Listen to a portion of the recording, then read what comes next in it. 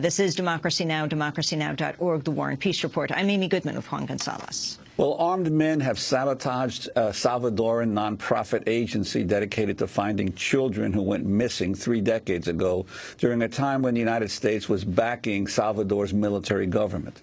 On Thursday, the intruders broke into the Pro Busqueda Association for Missing Children, destroyed 4 of its offices, and set fire to its archives. They also stole computers, possibly containing sensitive information, such as cases of children stolen by members of the military between 1980 and 1982.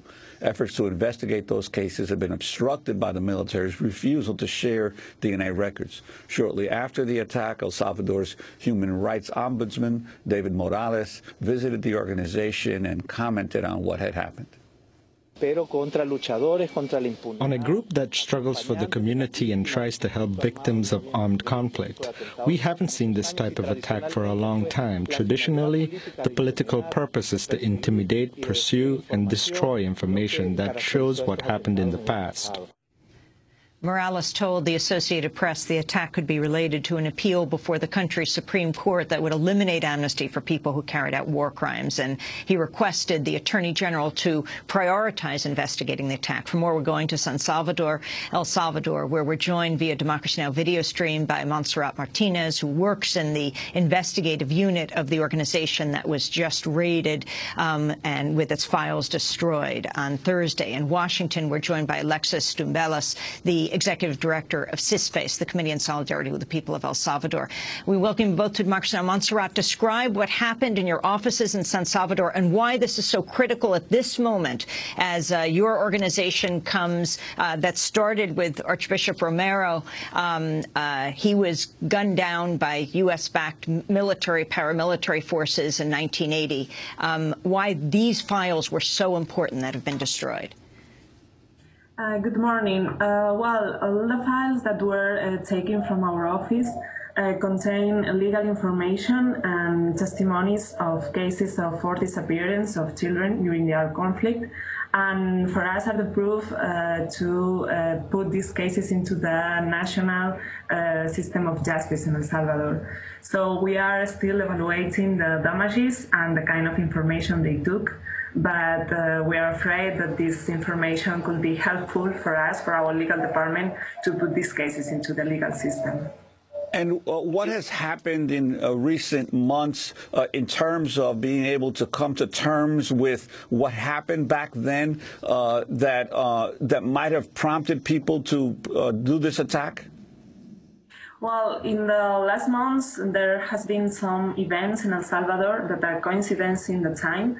And we now we need to know the relation between these events. But for example, we had the problem with the Tutela Legal. It's an organization created by the Archbishop Monsignor Romero, where they contain a lot of files also and testimonies of human rights violation during the armed conflict.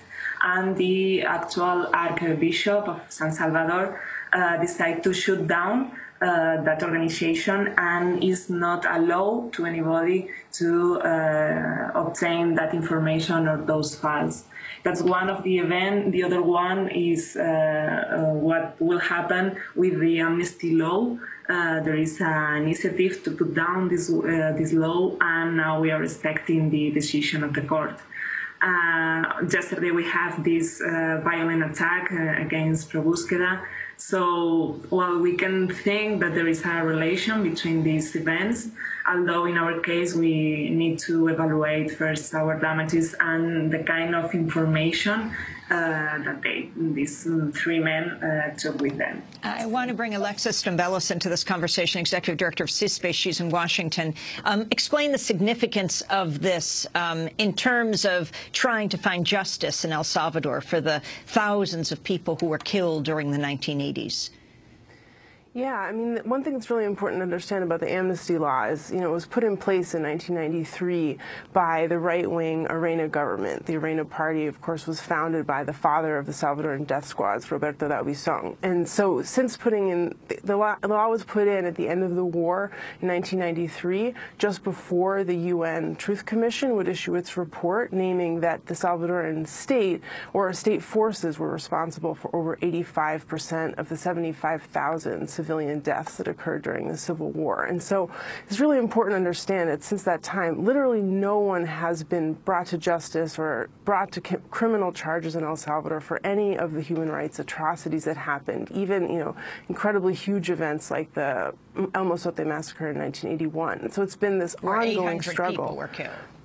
Yes, and, the Inter-American Human Rights Court in Costa Rica last year charged the Salvadoran state with responsibility for those crimes and actually ordered the state not to allow the amnesty law to be an obstacle to that. And so it certainly looks like the, abrupt closure of tutela legal, which holds 50,000 records, including 80% of the cases that were used in the UN Truth Commission, that being cut off in terms of access. No one can get in to see if the archives are even safe at this point in time. And now the attack on Pro Busqueda, it certainly looks like the right-wing oligarchy, who are the ones that stand to lose, of course, the most if the amnesty law is ever overturned, are, reaching increasingly violent and desperate measures to make sure that that evidence never comes to light. Alexis Stoumbelis, I want to thank you for being with us. That wraps up our show. Executive Director of CISPES, Monserrat Martinez, joining us from San Salvador, from the organization that was attacked and their files destroyed. We'll continue to follow the story.